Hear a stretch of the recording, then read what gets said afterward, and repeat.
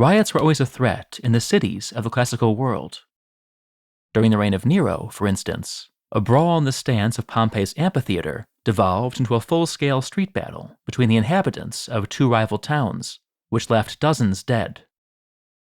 The metropolis of Alexandria, riven by tension between its Greek, Egyptian, and Jewish communities, periodically tore itself apart in bloody riots. The infamous Nika riots in the reign of Justinian destroyed about half of Constantinople and ended with the massacre of tens of thousands in the Hippodrome. Even by these standards, Rome was exceptionally susceptible to unrest. Although the historical record is far from complete, the city seems to have suffered a major riot, on average, about once every few years. Many riots were sparked by high grain prices. Despite, or because of, supply chains stretching to Egypt and Sicily, provisioning Rome's million inhabitants was a never-ending challenge. Although true famine was rare, shortages were chronic. Riots tended to follow, often inspired by rumors that politicians and rich men were hoarding grain or raising prices. During one of these episodes, the Emperor Claudius was pelted with stale bread crusts. New or increased taxes also spurred unrest, as did the contentious issue of debt forgiveness. During the civil wars between Caesar and Pompey, for example, protests surrounding a proposed debt relief measure led to a crowd erecting barricades around the forum, complete with makeshift watchtowers. During the turbulent last days of the Republic, as we'll discuss shortly, rival politicians sent gangs of supporters to disrupt elections and the passage of laws. Officials were sometimes attacked in the streets. One unfortunate consul had a bucket of excrement emptied over his head. In the imperial era, political protests tended to concentrate on unpopular officials. As late as the 4th century, the houses of two urban prefects, essentially mayors of Rome, were burned by mobs. Although it was more dangerous to protest against an emperor directly, this sometimes occurred, as when angry crowds gathered outside the palace after Nero divorced his popular wife, Octavia. However a riot started, Roman officials were not known for being gentle about crowd control. When a few of Caesar's soldiers became rowdy in the wake of his triumph, he had them publicly executed and displayed their severed heads in the forum. Mark Antony crucified some rioters and had others hurled from the Tarpeian Rock. Imperial Rome had no professional police. Besides the firemen known as the vigiles, the only force available for imposing order were the legionaries known as the urban cohorts. If they failed to keep the peace, the emperors sometimes sent in the Praetorian Guard. To provide a sense of how riots worked in ancient Rome, let's take a look at 4 examples, spread over 4 centuries. Riot number 1.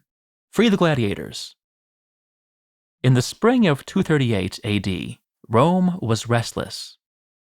A few months before, when the governor of Africa had rebelled against the reigning emperor, the Senate had openly supported the rebel. Now the rebel was dead, and the emperor, the fearsome Maximinus Thrax, was marching on Rome at the head of a hardened army. The Senate proclaimed 2 of its members joint emperors. Almost immediately, the new emperors were attacked in the street by a mob that resented the Senate's high-handed management of the crisis. At the next meeting of the Senate, a small group of bystanders, all unarmed members of the Praetorian Guard, edged through the doors of the Senate House to hear the debate. 2 senators, on edge after the recent violence, leapt up and attacked the men with daggers, killing several of them. The other Praetorians fled, pursued by the senators, who shouted that they were under attack by agents of Maximinus. The Praetorians ran for the shelter of their walled camp on the outskirts of Rome. A mob, whipped up by the Senate, pursued them there and tried to storm the gates. When they failed, the Senate opened the public arsenals and distributed the armor and weapons stored there to the people. Then every gladiator in the city was freed, armed, and sent to attack the Praetorian camp. A full-scale battle ensued. The Roman mob, wearing parade armor from the arsenals and led by hundreds of gladiators, charged the walls of the Praetorian camp. The Praetorians repelled every assault with pikes and arrows. At nightfall, after most of the gladiators had been wounded, the mob began to fall back. Then the Praetorians opened their gates, charged out in battle formation and butchered every gladiator and rioter they could find before withdrawing to their camp. Over the following days, the mob laid siege to the Praetorian camp. Every day, they launched an assault, and every day they were flung back. At last, someone had the idea of cutting the aqueduct conduits leading into the camp. Realizing that they could no longer remain behind their walls, the Praetorians broke out again and dispersed through the streets of Rome, attacking everyone they met.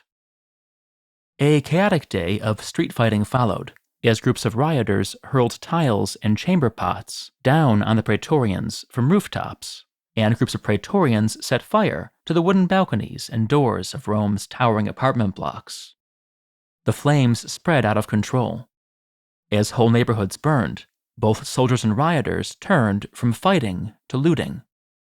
The area ultimately destroyed by fire was said to be the size of the empire's largest provincial cities. Before we continue, a brief word about this video's sponsor. Skillshare is an online community that offers courses designed to help you learn a new hobby, discover a new passion, or embark on a new career. Although I've been on YouTube for a few years now, I still have a lot to learn about content creation. That's why I'm a fan of Skillshare's classes on personal branding. I recently discovered, for example, how to use hashtags more effectively on Instagram. I've also explored some of Skillshare's many courses on video marketing. Christopher Berry's introduction to making YouTube Shorts helped me understand how to differentiate Shorts content from my regular YouTube videos. Since I'm currently working on my first batch of Shorts, this was very timely advice. To learn new skills, achieve personal goals, or redefine your career, try Skillshare. The first 1,000 people to click on the link in the description will get a free 1-month trial. Back to our topic. Riot number 2, a funeral in the Forum. The last decades of the Roman Republic were, to put it mildly, turbulent. Confronted with a world torn apart by civil war and an increasingly dysfunctional political system, ambitious men made their own rules as they fought their way to the top. None were more ambitious, or less scrupulous, than Publius Clodius Pulcher. Though descended from one of Rome's oldest aristocratic families, Clodius was the first politician to mobilize the Roman mob. As tribune of the plebs, he instituted the famous grain dole, and he used an elaborate network of neighborhood bosses and henchmen to rally the plebs against his political opponents. He was accused of turning the temple of Castor and Pollux, opposite the Senate House, into a political clubhouse, stockpiled with weapons for street fighting. Clodius's great rival was Titus Annius Milo, an equally unscrupulous politician who hired a troop of gladiators to combat Clodius's thugs. The two men's gangs clashed throughout Rome, attacking each other's houses, disrupting elections, and fighting pitched battles in the Forum. The rivalry came to a head in January 52 BC, when Milo happened to encounter Clodius in Rome's suburbs. As they passed on the road, 2 of Milo's gladiators picked a fight with some of the men following Clodius. Their scuffle escalated into an all-out brawl, which resulted in the death of Clodius. The demagogue's body was carried into the Forum, where a huge crowd gathered to see it. Whipped into a frenzy by incendiary speeches, the plebs carried the corpse into the Senate House, heaped wooden benches into a funeral pyre, and burned the building to the ground, along with most of the Forum. It took a generation, and the initiative of Augustus, to rebuild it. Riot number 3, Cleander Must Die. Commodus, the son of Marcus Aurelius, is generally considered one of the worst Roman emperors. While he was busy parading around dressed as Hercules and renaming the months after himself, he delegated the management of the empire to his favorites. The most powerful of these was his freedman Cleander, commander of the Praetorian Guard, who was despised for using his power to sell Rome's most distinguished offices to the highest bidder. In the spring of 190, Rome was gripped by a bread shortage, which was worsened by the incompetence or plotting of the grain commissioner. During a race at the Circus Maximus, a group of children ran onto the track and began shouting that they were hungry because Cleander was hoarding all the grain. The spectators took up their cry, and thousands left their seats to rush toward the palace, calling for the death of Cleander. Understandably nervous, Cleander fled to Commodus, who was lounging in one of his suburban villas. An angry mob followed. Cleander ordered mounted units of the Praetorian Guard to charge the crowd. They did, massacring hundreds. But as they pursued the rioters down Rome's narrow streets, the tide turned. Men standing on rooftops hurled tiles and stones down on the soldiers, felling many. At last, the urban cohorts, who had a long-standing rivalry with the Praetorians, joined the street battle on the side of the people. Commodus decided that the quickest way to end the violence was to sacrifice Cleander. His former confidant was decapitated, and the head, stuck on a spear, was sent out to the mob. After lynching a few of the dead man's associates and dragging their bodies through the streets, the people were satisfied and dispersed. Riot number 4. One Pope Too Many. By the middle of the 4th century AD, there were hundreds of thousands of Christians in Rome, and the city's bishop, already beginning to be known as the Pope, was among the most powerful men in the city. And so, when Pope Liberius died in the fall of 366, and the Roman clergy prepared to select his successor, tensions were running high.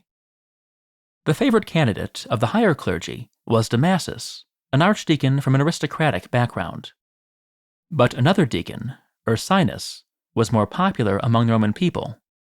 When the election came, Damasus was duly chosen Bishop of Rome. Simultaneously, however, a rival faction proclaimed Ursinus the true pope. The Christians of Rome split into two camps and began sparring in the streets.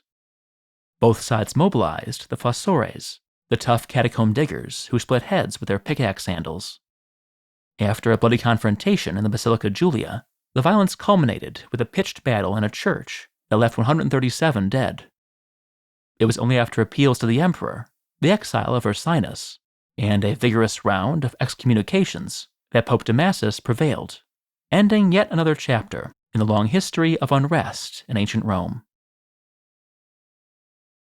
I have a new book, Insane Emperors, Sunken Cities, and Earthquake Machines. More frequently asked questions about the ancient Greeks and Romans.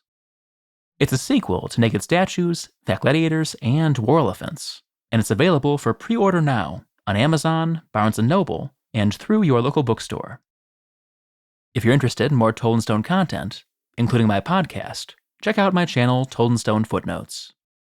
I also have a channel called Scenic Routes of the Past, which is dedicated to historically themed travel.